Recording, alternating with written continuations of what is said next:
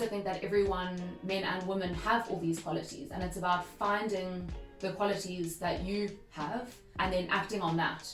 So the worst thing to do, and what I've seen myself do in the early stages of my career, is to act on the masculine leadership traits that I have only. Yeah. Because that's what I thought a strong businesswoman does. Yeah. But actually, I was so wrong. And as soon as I realized that actually I am an empathetic person and I am a compassionate person, and played that into my leadership style, I think it changed for the better. I think I want to start having a new intro, but I'm going to stick with the old one for now. If anyone has any ideas, please pitch them. But welcome back to the Tea with Nicky. We are pro tea, not anti-coffee. Tea with Nicky is dedicated to spilling the tea with incredible women who are leaders in their industry, whether it's on the sports field, corporate office, or entrepreneurship. Today is quite a special episode as I'm joined by one of the most incredible women that I know, and I'm lucky enough to call one of my best friends, Philippa Dods. She manages the marketing communications for the Africa region at Meltwater, which is a media intelligence marketing agency. She is also the marketing strategist for Future Females, which I've spoken about on this platform before, and I'm also the Cape Town chapter ambassador for.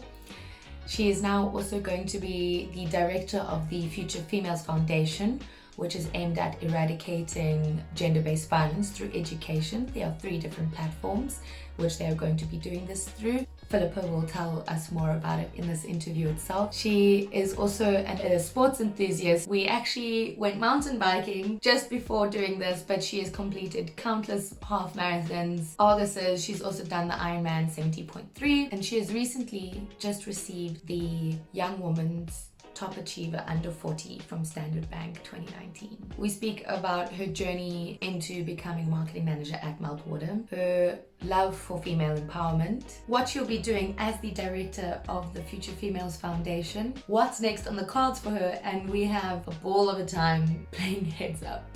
I hope that you enjoy. Thank you so much for joining me. Yeah. This is so exciting. I'm so happy to be here. And it's like in my space as well, Yes. which is so nice. Well, obviously, I've known you for many years and I know everything that you've accomplished. You've done half Ironman, you're director on the Future Females, and now you're going to be the director of the Future Females Foundation, which you're going to be spearheading as well, and I know you're very passionate about. You've done fundraisers, you're marketing manager at Meltwater, and the list just goes on.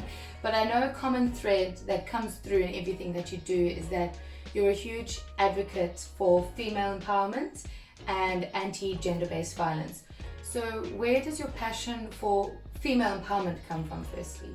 I think that when you're very passionate about something or love something a lot, it's hard to tell where it comes from. And I don't think that there's one place or one person even that a love for something or passion for something comes from. So it's a lot of different things, but I think I could put it down to probably my background is a big one. So I was born into a family where on both sides of the family, on my mom's side and my dad's side, there is incredible women. So I have, amazing aunts, cousins, 2 incredible grands, and of course an incredible mother.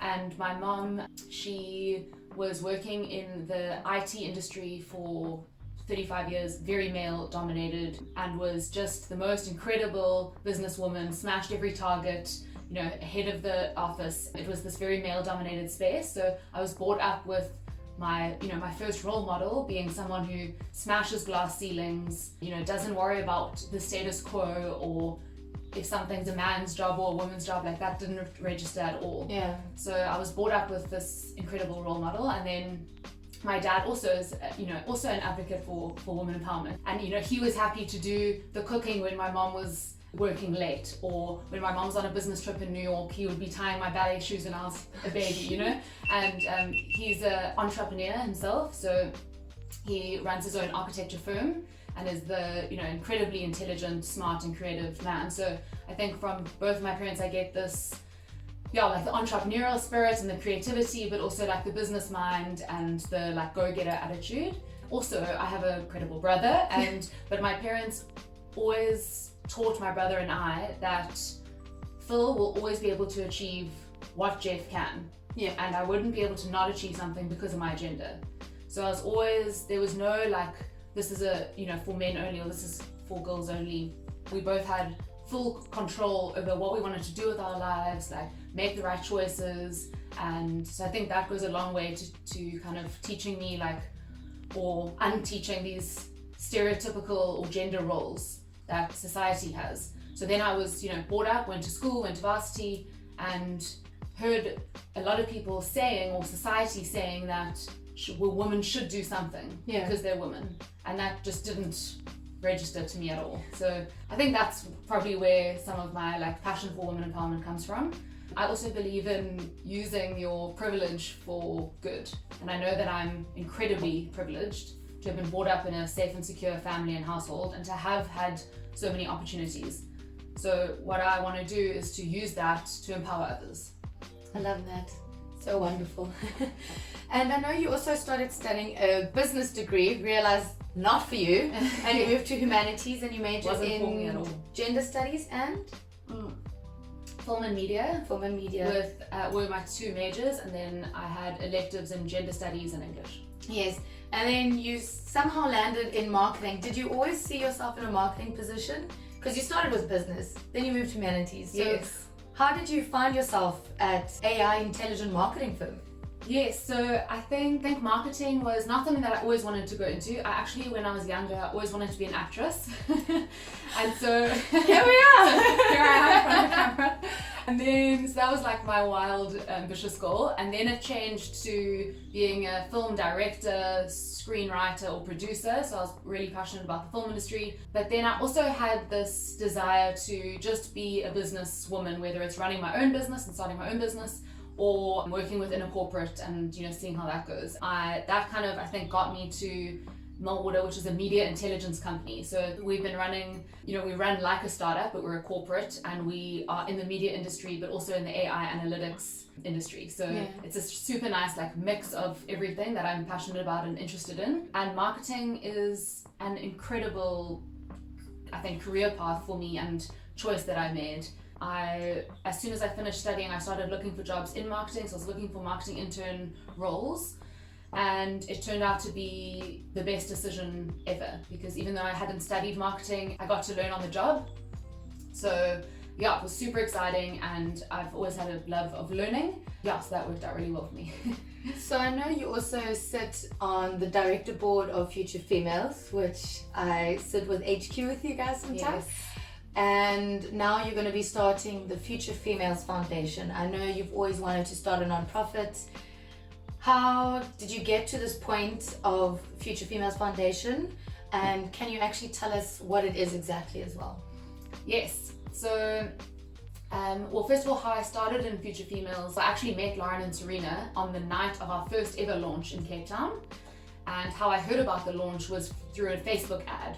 So I was scrolling Facebook and I see this thing, Future Females, all about female empowerment and entrepreneurship. I'm like, cool, this obviously is me. Yes, I need to be there. So off I went on my own, quite nervous. Ended up hearing what Lauren and Serena had to say about Future Females, their vision for the organization, where they wanted it to go. And I just went to them after the event and I said, I really want to be involved, and can I? And so I've been involved with them since. It's been a whirlwind of the last 3 years. So we just turned 3, as you know. What an incredible experience and opportunity I've had, also working in the entrepreneurial space as well as, in the corporate space. How Future Females Foundation came about is I am incredibly passionate about women empowerment, and specifically by empowering women through the eradication of gender-based violence. Because I feel like gender-based violence is the biggest form of disempowerment of women, and the biggest thing probably holding women back. I know in South Africa, but especially in other parts of the world as well. So Serena, Lauren and I put our heads together and decided to launch the foundation because it can be a vehicle to combat gender-based violence, which is something that the three of us are incredibly passionate about doing something about. And it will be, so it's a non-profit arm of the business. It's going to have a global focus. So, not South Africa specific, although we're launching here and it will obviously be a big emphasis. So what we want to do is make sure that anything that we do in this space, that we are credible, that we're coming from a place of, I guess, trustworthiness, and that we know what we're doing. So we've put in a lot of research in the last few months, specifically for the foundation, but I've been doing some work in the space for the last few years. and speaking to the right people, speaking to the experts in the space, speaking to the researchers, people pulling the facts, the social workers working in the space, like collecting a whole lot of different data points to come up with a framework that we believe will be the driving change that gender-based violence needs. And so what that is a threefold framework. So the first part is education, then it's protection and promotion. So under education, you have the focus on young men and boys, educating young men and boys on rape culture, sexual health, women's rights, human rights, mental and sexual health and well-being, and which of course is so important. Then in the protection space, you are focusing on the women, so the survivors of gender-based violence, making sure that they have the legal and emotional support, so things like counseling, therapy, social workers, but then also the legal support in terms of making sure that justice is served and that they are comfortable and supported enough to report and testify their case, and of course incredibly important. And then on the promotion side, what I have seen is that we live in a social media world. So everyone's on social media, everyone has a voice, and we also live in an influencer world, right? Everyone's an influencer, everyone has influence or some kind of clout in their field. And how cool would it be if we can use that for good? So we play on people's desire to be seen and heard and on social media.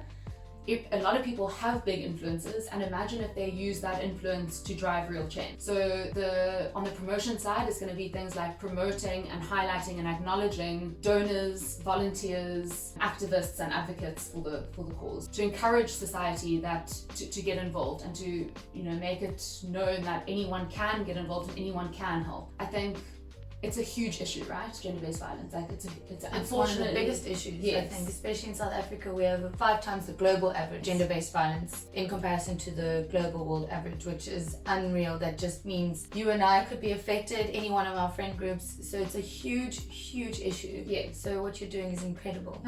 Thanks, but it's so big that it's almost impossible. If you just look at it, if you just go, I want to eradicate gender-based violence, it's impossible. Like, where do you begin? What do you do? So it's a really hard task that we've tasked ourselves with.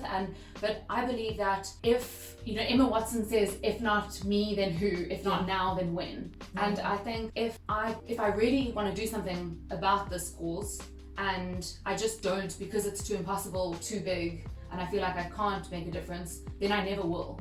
So I might as well just start it and just give it my best shot and see what I can do. And I think that it applies for anything. Like if you want to start a business or start an NPO or get a promotion or whatever it is, if you don't go after it at all, then it's never going to happen. So just take the first step, go for it, and there's much more chance of you having success in that way than if you don't do anything. You never know unless you try.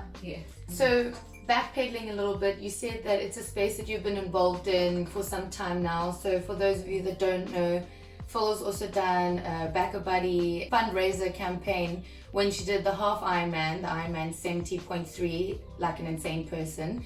I want to ask firstly, why did you decide to do the Ironman 70.3? Because I know you've done how many Augusts now?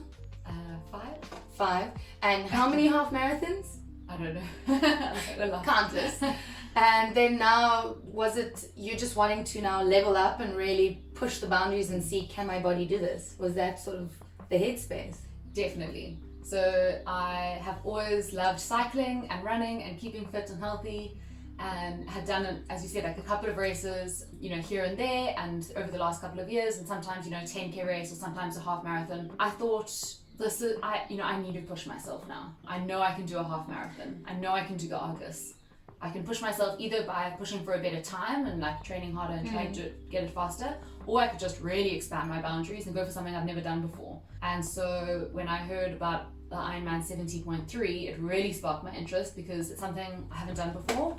I don't know many people that have, and it's 3 sports, right? So it's cycling and running, which I love, and I thought, cool, I'll be able to train for that and do that. But then it's swimming as well. I remember you speaking about the swimming, you were just petrified. You were like, what am I going to do? Am I going to just drown? So I think it's 1.9K swim, followed by a 90K cycle, and then a 21K run. How long did it take you to do all of that? 5 hours, 40 minutes. Yeah, so it was definitely, wanting to level up and wanting to push myself and challenge myself. I'm a goal-driven person, so I set myself the goal of doing it, registered in January, and the race was in June. So I had 6 months to train and just put my head down and trained and did it. And in those 6 months, you also decided to start a fundraising campaign, I think it was on Back a Buddy, for Rape Crisis Cape Town Trust. How did you choose Rape Crisis? And you also set yourself a goal of 50,000. Was it not scary thinking that you might not reach the target, or would anyone even contribute? What was going through your head when you started that? And why did you decide that, okay, I'm doing the Ironman, let me do a fundraiser at the same time?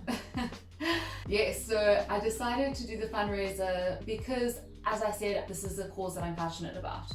So I thought, if I'm going to do the Ironman, I might as well use this platform or this big opportunity or this big thing that I'm going to do in my life for good.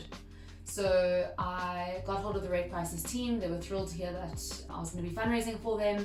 Set up the Back a Buddy page. Cool. I'm like, I'm going to, aim high again. So my first thought was just making it 10 grand. And I thought, well, at least then, if no one else contributes, I can at least then get some money from like my closest friends and myself. I'll put like some of my salary in. I'm thinking, and then I was like, okay, no, that's not very ambitious of me.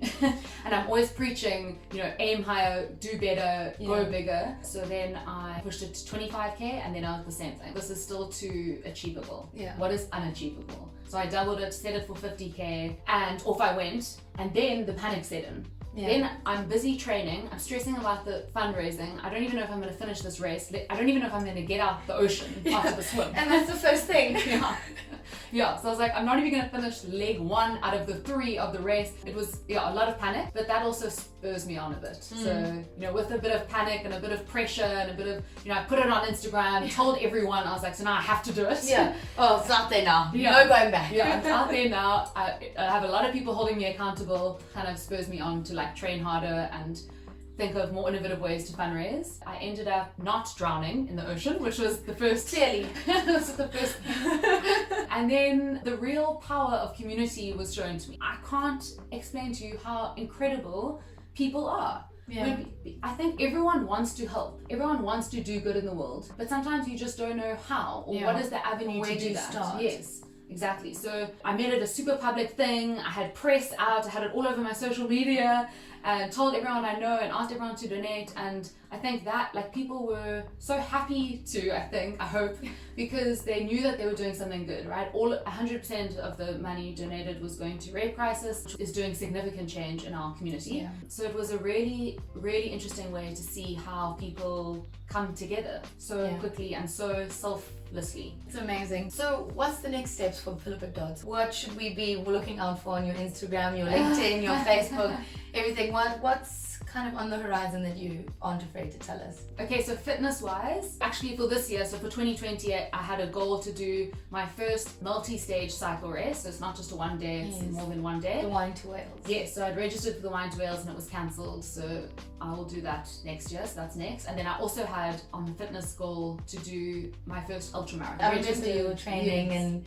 you'd done your qualifying and you were ready, you were locked and loaded, and then COVID hit and everything got cancelled. Yes, exactly what happened. So that I'll do next year as well. So there'll be 54Ks for the 2 oceans. So that's next on the horizon in terms of fitness. And then the foundation is going to be taking up a lot of my extra time now. So I'm still working at Meltwater full time, obviously, helping out with Future Females HQ where I can, but now having this organization to pour a lot of the energy and love that I have for the cause into one thing. So that's definitely what's next. And can you tell us how, if someone wants to get involved, reach out, maybe help with the legal aid or education or promotion, how can they get involved? How do they reach you? Yes, please get involved if you do want to. That would be amazing. We're looking for as many helping hands as possible. It's not, as we said, it's not an easy task, so it's going to take a lot of effort and a lot of community. You can reach me, it's at Philippa Dods on almost every social media channel. Dods or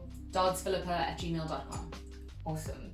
Now we're going to finish the question round before we move on to the ABCs, and I ask all of my guests, what does feminine leadership mean to you? Ooh, I love this question and I've been looking forward to it.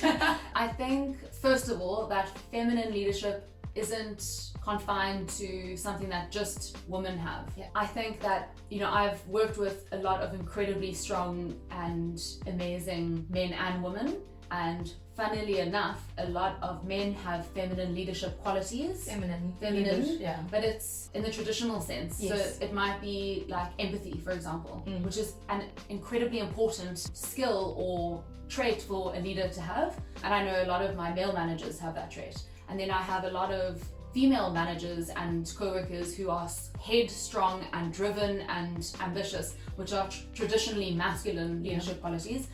I think that the ideal kind of feminine leadership is a combination of both, depending on who you are. So some people work better under pressure, some people don't. Some people are headstrong, some people are more flexible maybe. Some people work with empathy and compassion to others, and some people don't, but they can put their head down and get the job done. So I also think that everyone, men and women, have all these qualities, and it's about finding the qualities that you have and then acting on that.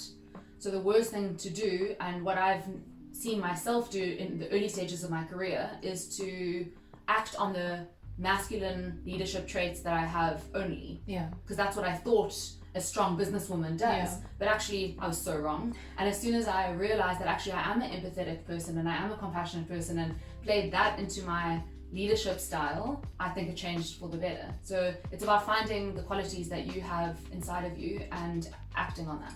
Now, moving on to the ABC segment. So starting with A, what was your aha, affluent, amazing moment? I can't pinpoint it, but I know that I have an aha moment every time I speak to someone or meet someone that has done more than I have with less. And it has taught me to, and there's a lot of people that have done that. So it's taught me to not use, I don't have the time, I don't have the energy, I don't have the money to do something that I want to do, but rather to just go with it and just do it and just start, rather than thinking, what don't I have? Yeah, I love that. B, what was a blunder turned to blessing in your career? So I'm going to be frank. Okay. I haven't told a lot of people this. It's something I'm very embarrassed about. Okay. I failed first year UCT. Okay. So I was doing commerce, and as you said in the beginning, I started out doing commerce, and I think I chose it because at school I loved maths. So I was like, well, I love maths, that must mean I must go into commerce. Wrong. I had this, as I said earlier, like this desire to, do something creative and be in the film or media industry. Yes. And so why I chose commerce, I don't know. So that was a big blunder. And what happened is I changed my degrees. I was like, I'm not going to sit through this again. And I'm rather going to play to my strengths. And even if it's, going down a degree or career path that I didn't see myself going into at first. And so I changed my degree to film and media, and it was much better, and my results improved dramatically.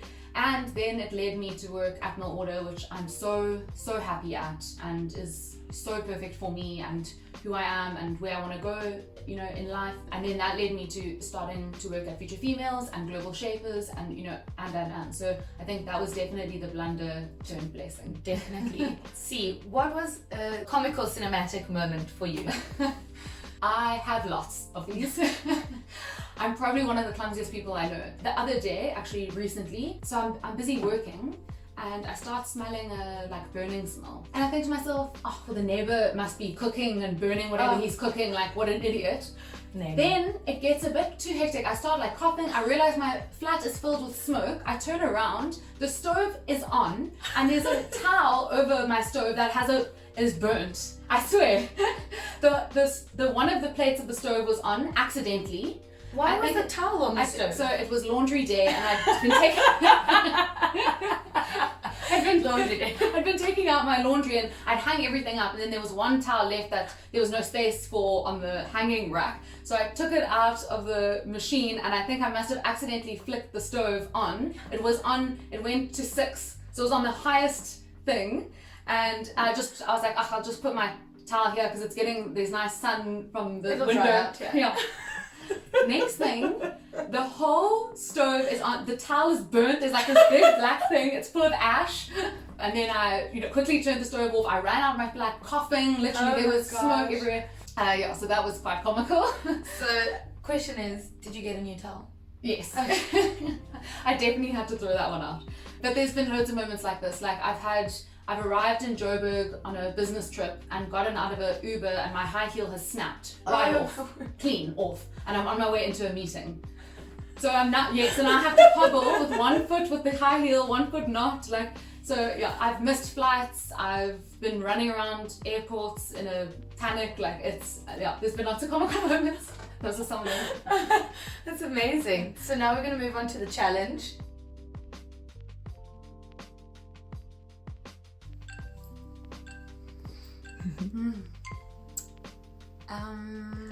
No, I don't know. This is similar to the, no, next. Okay, this is the big American supermarket. Not Walmart. Target. Yes. Oh, this is an energy drink. I used to work Gatorade, Energy, Red Bull. Yes. I don't know that is. I think this is is it the one with the alligator? Lacoste. Yes. It's a instant coffee. Nescafe. Yes.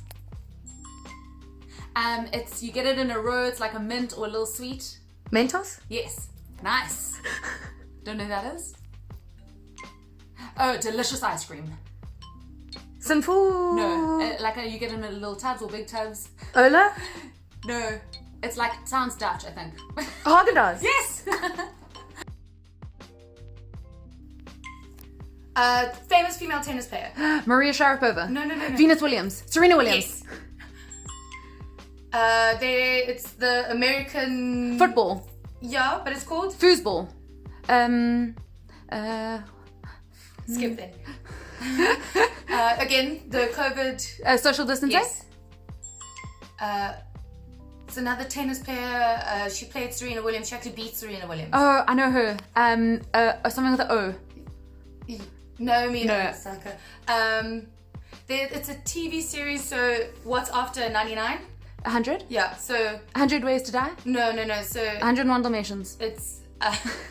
it's a TV series. So there's a normal... 90210. No. Just kidding. We are big advocates of this movement. We did the quiz this morning. BLM, Black Lives Matter. Yes. Oh. No, yes. She sang like time's up. That was quite fun. I loved it. Now we come to the fun segment of the interview, which is the quick fire. So just kind of what comes off the top of your head. Morning or evening? Evening. 3 people that you would like to have a dinner party with. Dead or alive. I already know the one. The one is Freddie Mercury. I'd say AOC, Beyonce. AOC? Alexandra Ocasio. The like stateswoman in America. Oh yes, okay. What is something in your daily routine that you could not live without? Morning coffee. I know you just said coffee, but what's your favorite kind of tea? My favorite kind of tea is a good old rooibos, which is what we're drinking right now. Yeah. James. And 2 books that changed your life. Can be something you've read recently as well. What are the 2 most recent books that you've read? So I'm reading at the moment The Ride of a Lifetime by Bob Iger, who's the previous CEO of the Walt Disney Company. Oh wow. It's a really incredible book. And I think, and I'm also reading Americana by Chimamanda Adichie. Awesome. Well, that's all. Thank you so much, Phil, for joining me today. Thanks It for was such a having pleasure me. having you. Thank you. So nice. And see. I think it's very plain and clear to see why I adore Philippa, the things she's done and accomplished. She has an incredible go-getter spirit, and then after hearing her speak, I'm sure that you can resonate as well, as that when you set your mind to something, you can achieve it, and if you don't try, you'll never know if you do. So the point is just to put yourself out there. And I love the quote that she says, Emma Watson says, if not now, when? If not me, who? And I know Phil carries that out throughout her life and in her everyday tasks, as well as her goals and ambitions. One thing I think that we can also learn from Phil is that your only limit is yourself. So aim higher, aim bigger, because what is the worst that can happen?